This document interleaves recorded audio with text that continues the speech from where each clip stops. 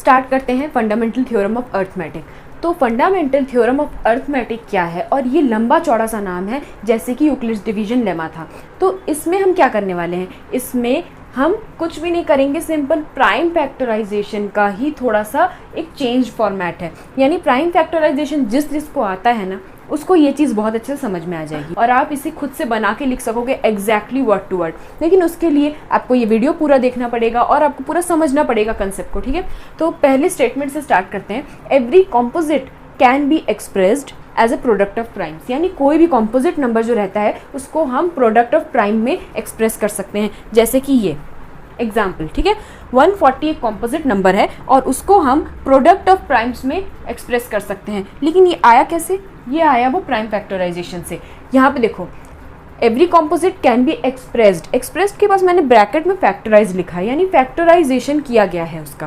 Factorisation करने का ये एक बहुत अच्छा तरीका है। 140 2 7 फिर उसके बाद ऐसे ऐसे आप करते जाते हो और ये निकलता जाता है, तो डिवीजन करते जाते हो और निकलता जाता है। तो यहाँ पे जो नंबर्स यहाँ पे आए हमारे, ये लेफ्ट साइड वाले नंबर्स, वो क्या कर रहे हैं, वो रोल प्ले कर रहे हैं सारे प्राइम नंबर्स का, और ये प्रोडक्ट ऑफ प्राइम्स है। यानी कोई भी कॉम्पोजिट नंबर को हम प्रोडक्ट ऑफ प्राइम के रूप में एक्सप्रेस कर सकते हैं या फिर फैक्टराइज करके हम उनको वैसे शो कर सकते हैं, ठीक है। ये चीज़ हमारी क्लियर हो गई। अब सेकंड पार्ट पे आते हैं स्टेटमेंट के। And this factorisation is unique, ये जो फैक्टराइजेशन है ये यूनिक होता है। हर एक चीज़ का मतलब समझो, ये जो फैक्टराइजेशन है ये यूनिक कैसे है। 140 के लिए 2 × 2 × 5 × 7 ही होगा, इसके अलावा एक नंबर एक्स्ट्रा नहीं होगा और एक नंबर कम भी नहीं होगा। यानी इसकी आइडेंटिटी, इसकी आईडी, इसका आईडी प्रूफ ये है। दैट मीन्स आप इसको चेंज नहीं कर सकते, इसमें कुछ भी चेंजेस नहीं ला सकते। इसके लिए एक यूनिक आईडी दी हुई है और वो यूनिक आईडी ये है। जैसे आपके लिए एक यूनिक आईडी कार्ड रहता है स्कूल में, वैसे ही इसके लिए एक यूनिक आईडी दे दी गई है, तो वो यूनिक है। अब मान लो कि कोई और नंबर रहेगा, तो उस नंबर का ये फैक्टर्स का जो कॉम्बिनेशन है ये नहीं हो सकता। उस नंबर के लिए कुछ और फैक्टर्स का कॉम्बिनेशन होगा। अगर मैं यहाँ पे 70 भी लेती हूँ तो क्या होगा, वहाँ पे ये फैक्टर्स नहीं आएंगे, वहाँ पे 70 के फैक्टर्स आएंगे, ठीक है। अब क्या है, except for the order in which prime factors occur. यहाँ पे जो है ना कंडीशन लगा दी गई है, कंडीशन कुछ भी नहीं है खास। यहाँ पे बोला गया है कि जो ऑर्डर है वो मैटर नहीं करता है, यानी 2 यहाँ पे भी जा सकता है, 5 यहाँ पे भी आ सकता है, आगे पीछे कुछ भी हो सकता है। तो वो चीज़ तो आपको बचपन से ही पता है कि कभी भी कोई चीज़ मल्टीप्लाई करते हो तो वो आगे पीछे हो सकती है। तो यहाँ पे कुछ भी नहीं किया गया है। इसके ऑर्डर को लेके थर्ड पार्ट में बात कर दी गई है और उसके बाद सेकेंड पार्ट में ये बता दिया गया है कि जो फैक्टराइजेशन है वो यूनिक है, यानी इसके लिए एक आईडी प्रूफ दिया गया है। और फाइनल जो फर्स्ट वाला पार्ट था वो क्या बता रहा है कि कॉम्पोजिट नंबर को प्रोडक्ट ऑफ प्राइम्स के फॉर्म में लिख सकते हैं। तो ये हो गया फर्स्ट पार्ट, ये हो गया थर्ड पार्ट, और सेकेंड पार्ट है यूनिक आईडी प्रूफ वाला। ये फर्स्ट, ये सेकेंड और ये थर्ड, ये 3 पार्ट्स में डिवाइड हो गया हमारा ये फुल डेफिनेशन या स्टेटमेंट, जो भी आप कहो। थ्योरम का स्टेटमेंट कहा जाता है, डेफिनेशन नहीं। तो ये स्टेटमेंट है। अब ये चीज़ तो आपने समझ ली, पर हमने ये चीज़ पढ़ी क्यों, ये मेजर क्वेश्चन आता है। ये चीज़ हमने इसलिए पढ़ी है क्योंकि हम फर्दर आगे जाके HCF और LCM के क्वेश्चन सॉल्व करने वाले हैं, उसमें इसका कंसेप्ट आने वाला है। लेकिन इसका कंसेप्ट उसमें क्यों आने वाला है, HCF और LCM प्राइम फैक्टराइजेशन से होता है। अगर आपको नहीं पता तो ये बात तो आपको पता होनी चाहिए थी, क्योंकि HCF LCM अभी तक आपने किया है। अगर HCF और LCM में कोई भी डाउट है, HCF और LCM का कंसेप्ट थोड़ा भी प्रॉब्लमेटिक लग रहा है, तो डिस्क्रिप्शन में जाइए, मैंने HCF और LCM के रिलेटेड जो मैंने जहाँ पे एक्सप्लेन किया है जिस वीडियो में, वहाँ पे जाके आप उस पूरे कंसेप्ट को अच्छे से समझ लीजिए। तो जैसा कि मैंने आपको बताया था, HCF और LCM निकालने के लिए प्राइम फैक्टराइजेशन का यूज़ होता है, और फंडामेंटल थ्योरम ऑफ अर्थमेटिक भी हम इसीलिए पढ़ रहे थे ताकि हम HCF और LCM के प्रॉब्लम सॉल्व कर सकें। तो प्राइम फैक्टराइजेशन आपको करना आता है, वो होगा ऐसे, ठीक है। 90 144 ये 2 नंबर का हमें HCF और LCM निकालना है। तो मैंने 90 को यहाँ लिखा, 144 को यहाँ लिखा। उसके बाद इसको मैंने प्राइम फैक्टराइज किया। प्राइम फैक्टराइजेशन जिनको याद नहीं आ रहा है तो मैं एक बार रिपीट कर देती हूँ। 3 3 9 होता है, साथ में एक 0 नीचे आया, ठीक है।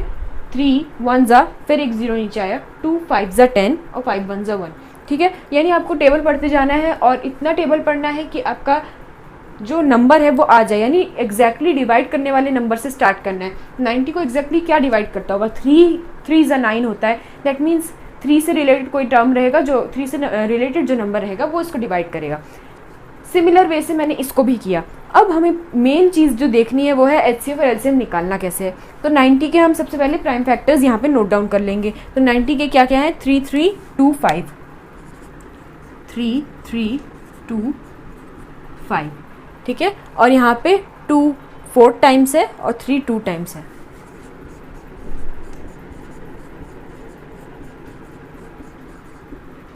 अभी यहाँ पे ऐसे मत छोड़ो, ठीक है। यहाँ पे 3 का स्क्वायर है दिख रहा है, और 2 दिख रहा है, और 5 दिख रहा है। 2 का पावर 1 दिख रहा है, 5 का पावर भी 1 दिख रहा है। यहाँ पे 2 का पावर 4 ही है कि नहीं एक बार देख लेते हैं, और 3 का 2 है, ठीक है।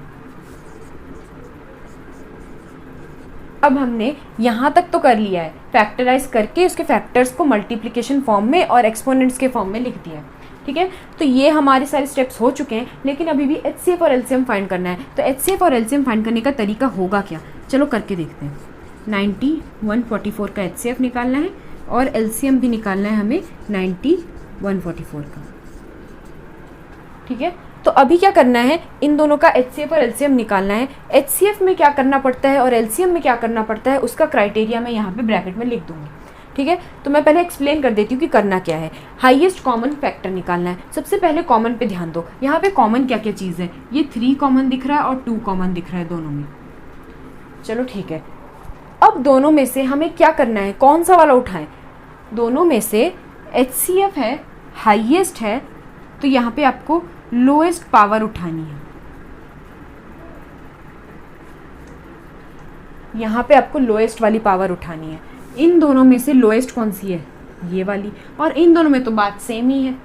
ये भी 3 to the power 2 है, ये 3 to the power 2 है, तो हम इन दोनों में से कौन सा उठाएं, 3 to the power 2 ही उठा लेंगे, चाहे उसका उठा लो या इसका उठा लो, ठीक है। जब केसेस में सेम आ जाए तो कोई एक को ले लो, लेकिन जब दोनों में से बड़ा छोटा हो तो सबसे छोटे वाले को उठाना है, ठीक है। तो 2 to the power 1 into 3 to the power 2,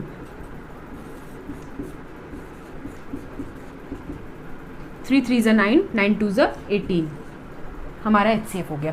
अब ये वाले क्वेश्चन में देखते हैं, यहाँ पे भी मैंने मल्टीप्लाई किया, 2 to the power 4, 3 to the power 2। LCM find करना है, लीस्ट कॉमन मल्टीपल है, केस यहाँ पे उल्टा रहेगा। यहाँ पे हमें क्या करना है,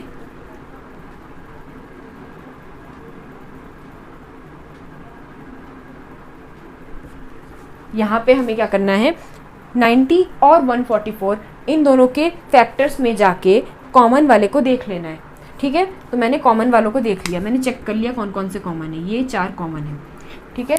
2 to the power 4 है, 2 to the power 1 है, यहाँ पे लीस्ट वर्ड है, लीस्ट वर्ड रहेगा तो हाईएस्ट पावर को देखना है। यहाँ पे highest power 2 to the power 4 है, मैंने यहाँ पे 2 to the power 4 लिख लिया। 3 to the power 2, 3 to the power 2, अब इनमें ना छोटा कोई है ना बड़ा कोई है, तो 3 to the power 2 ही आ जाएगा। क्या यहाँ पे रुक जाएंगे, अगर रुक गए तो एचसीएफ और एलसीएम में फ़र्क क्या रह गया, यहाँ पे हम नहीं रुकेंगे। लीस्ट कॉमन मल्टीपल है, मैंने 2 to the power 4 लिखा, 3 to the power 2 लिखा, अब बाकी बचा 5 to the power 1, वो भी आएगा। यही फ़र्क है एलसीएम में। अगर अभी भी कोई डाउट जा रहा है और कोई और मेथड से आप एचसीएफ एलसीएम करते हो, आप श्योरली वो मेथड यूज़ कर सकते हो, लेकिन आपके बुक्स में इस मेथड को फॉलो किया गया है। और जब कोई एक मेथड आपकी बुक्स में फॉलो किया जा रहा है, दैट मीन्स आपके पेपर में करेक्शंस भी इसी मेथड के थ्रू होने वाले हैं। तो आप बेटर ये होगा कि अपने मेथड को जो आपके दिमाग में सेट है उसको याद रखो और ये मेथड भी सीख लो। अगर बाय चांस आप ये मेथड को भूल गए, लीस्ट हाईएस्ट और इसमें मिक्सअप हो गए, तो आप वो मेथड लगा के एटलीस्ट आंसर ला सकते हो। लेकिन अगर आपने कुछ भी नहीं लिखा और आप पूरे कंफ्यूज हो गए तो वो प्रॉब्लमेटिक हो सकता है। तो जब ऐसा केस रहे तो दोनों ही दिमाग में रख लो और इसको मल्टीप्लाई कर देते हैं। 2 to the power 4 क्या होगा, 2 to the power 4 16 होगा, 9 होगा, 5 होगा, तो हमारा एलसीएम होगा ना ये।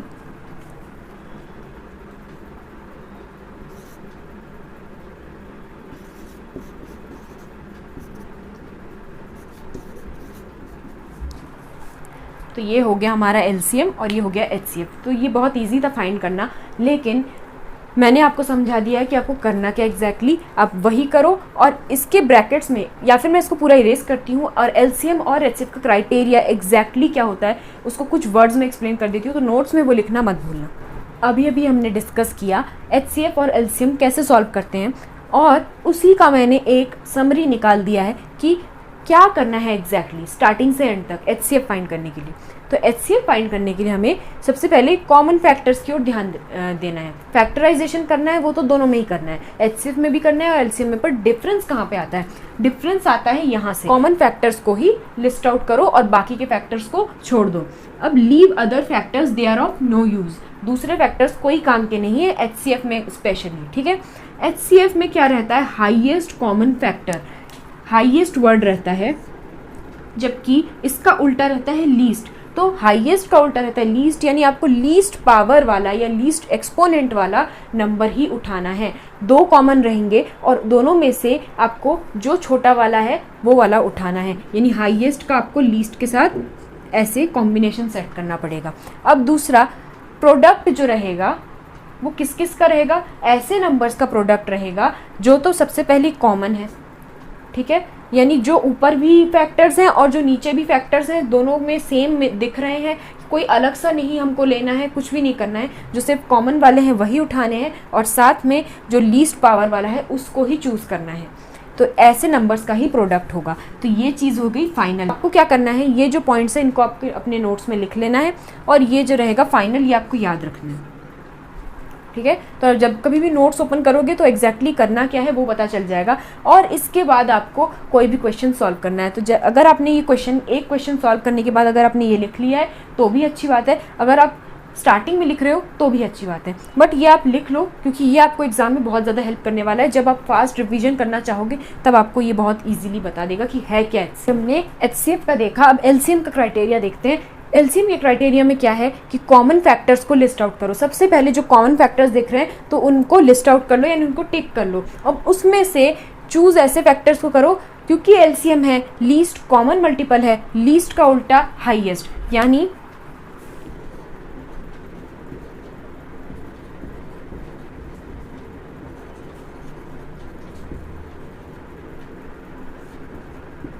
लीस्ट का ऑपोजिट हाईएस्ट वाले को हम लेंगे। अब थर्ड पॉइंट है after writing common factors pick out uncommon factors too. इतना ही करके नहीं छोड़ देना है, जैसे कि हम एचसीएफ में क्या करते थे, कॉमन वालों से हमारा काम रहता था, बाकी किसी से हमारा कुछ लेना देना नहीं रहता था।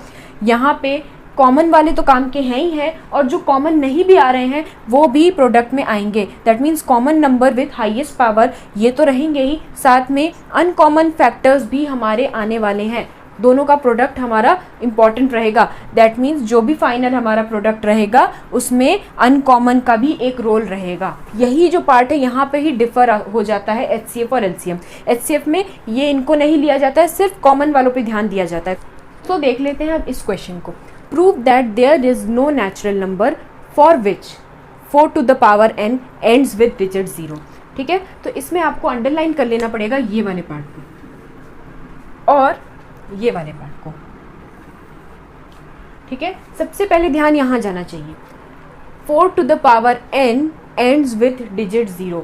4 की कितनी भी पावर रहे उसका जो डिजिट, जो उसका जो आंसर आएगा, उसका जो लास्ट डिजिट रहेगा वो 0 रहेगा। लेकिन ये हमारा इतने पार्ट का एक्सप्लेनेशन हुआ। अब इस पार्ट का क्या बोलना चाह रहा है, प्रूव करो कि ऐसा कोई भी नेचुरल नंबर नहीं है जिसके लिए 4 का पावर n एंड्स विद 0 हो। यानी ऐसा कोई नेचुरल नंबर एग्जिस्ट नहीं करता जिसके लिए 4 to the power n and with 0 हो। तो कोई भी नंबर 0 से एंड कब होता है? कोई भी नंबर 0 से एंड तब होता है जब वो 5 से डिविजिबल होता है। 5 की डिविजिबिलिटी सोच के देखो, कोई भी नंबर 0 से एंड तब होता है जब वो 5 से डिविजिबल रहता है। याद आ गया होगा कौन कौन से नंबर है जो 0 से एंड होते हैं और 5 से डिविजिबल रहते हैं। सबसे कम नंबर बता देती हूँ 10, उसके बाद 20, 30, 40, 50, 60, 70, 80, 90, 100 और ये चलता रहेगा। यानी जब कभी भी पीछे 0 आता है तो हमारे दिमाग में एक चीज़ क्लिक हो जाती है कि ये 5 से डिविजिबल रहने वाला है। ठीक है, तो हमने ये चीज़ तो आइडेंटिफाई कर ली। अब हमें क्या करना है, हमें प्रूव करना है कि 4 का पावर जो n है उसका जो भी नंबर आएगा उसके जो भी फैक्टर्स आएंगे उसमें से एक फैक्टर 5 होना ही चाहिए। अगर ये प्रूव नहीं हुआ तो ये प्रूव हो जाएगा कि 4 का पावर n जो है उसका n डिजिट 0 नहीं आ सकता, और यही हमें प्रूव करना है। ठीक है, तो हम लोग सबसे पहले देख रहे हैं 4 का पावर n है और उसका जो प्रोडक्ट आया 4 का जितने बार भी हमने मल्टीप्लाई किया, n टाइम्स मल्टीप्लाई किया, उसका जो प्रोडक्ट आया उसका अगर n डिजिट 0 आता है दैट मीन्स 5 जो है उसका फैक्टर तो होना ही चाहिए, क्योंकि 5 कब फैक्टर होता है, जब कभी भी एंड में 0 आता है तो 5 100% फैक्टर होता है। ये बात तो हमें पता है। तो हम 4 to the power of n को थोड़ा सा ब्रेक करके देखते हैं। 4 टू द पावर n, तो 4 को मैं कैसे लिख सकती हूँ, 2 का स्क्वायर तो लिख ही सकती हूँ, ऐसे लिख ही सकती हूँ। ठीक है, तो 4 को मैंने 2 का स्क्वायर लिख दिया। अब क्या करेंगे, 2 टू द पावर 2n। ठीक है, यानी कि इससे क्या पता चल रहा है कि 2 ही है सिर्फ एक factor 4 to the power n के लिए। क्या यहाँ पे आपको 5 दिख रहा है? आपने इसको ब्रेक किया ना। अब यहाँ पे चाहे आप 1 ले लो, चाहे आप 2 ले लो, चाहे आप 3 ले लो, जो भी लो, यहाँ पे आप कितने भी नंबर्स लेते जाओ, 2 तो रहेगा आपका मेन नीचे, और उसका आप कितने भी बार मल्टीप्लाई करो, यानी 2 का अगर मैंने यहाँ पे 1 लिया, मान लो मैंने यहाँ पे 1 लिया, n की जगह पे 1 लिया, तो क्या होगा, 2 का पावर 2 होगा। अगर मैंने यहाँ पे 2 लिया तो 2 का पावर क्या होगा, 2 2 ज़ा 4, 2 का पावर 4 होगा। अगर मैंने यहाँ पे 3 लिया तो 2 का पावर क्या होगा, 6 होगा। तो कुछ आप देख रहे हो यहाँ पे सिर्फ एक ही हमारा फैक्टर आ रहा है 2, और कुछ भी नहीं, ये बेस है। अब इसके ऊपर n कुछ भी हो सकता है और साथ में 2 भी है, तो उससे कोई फ़र्क नहीं पड़ता है। यानी हमारा मेन जो नंबर रहता है वो क्या आ रहा है, 2 आ रहा है। 5 आ रहा है क्या? अगर 5 नहीं आ रहा है तो कोई भी नंबर एंड विद 0 कैसे हो सकता है? यानी यहीं पे हमारा कॉन्ट्राडिक्शन आ गया। अब कॉन्ट्राडिक्शन क्या होता है, सुनो, कोई भी चीज़ हम अज्यूम करते हैं ना और हमारा आंसर उल्टा आ जाए तो हम उसे बोलते हैं कॉन्ट्राडिक्शन। ठीक है, तो हमने क्या अज्यूम किया था कि 5 जो है वो रहेगा, ठीक है ना, लेकिन हम आगे बढ़े और हमारे कॉन्ट्राडिक्ट हो गया। यानी यहाँ पे जाके सिर्फ पता चला कि 2 ही एक फैक्टर बचा है और इसमें सिर्फ 2 ही एक फैक्टर आएगा, यानी ये 2 ही फैक्टर आएगा, तो 5 कहाँ गया? इसका मतलब हमने जो सोचा था वो हुआ नहीं, और इसीलिए एंड भी किससे नहीं होगा, 0 से नहीं हो सकता। यानी 4 का पावर जितना भी ले लो एंड विद 0 होगा ही नहीं। करके देखते हैं, चलो। 4 का पावर 1 लिया, नहीं होता। 4 का पावर 2 लिया, वो 4 से 16 होता है, एंड में 6 आ रहा है। चलो एक बार और करके देखते हैं। 4 का पावर 3 लेते हैं, क्या होगा, 4 4 से 16 होगा और 16 4 से 64 होगा, तो एंड में क्या आया, 4 आया। करते रहो, 4 टू द पावर 4 करो, 5 करो, 6 करो, आपका एंड में 0 नहीं आएगा, क्योंकि 0 तो सिर्फ 5 के इसमें ही आता है और 5 से डिविजिबल रहता है, इसलिए आपको पता है ये चीज़।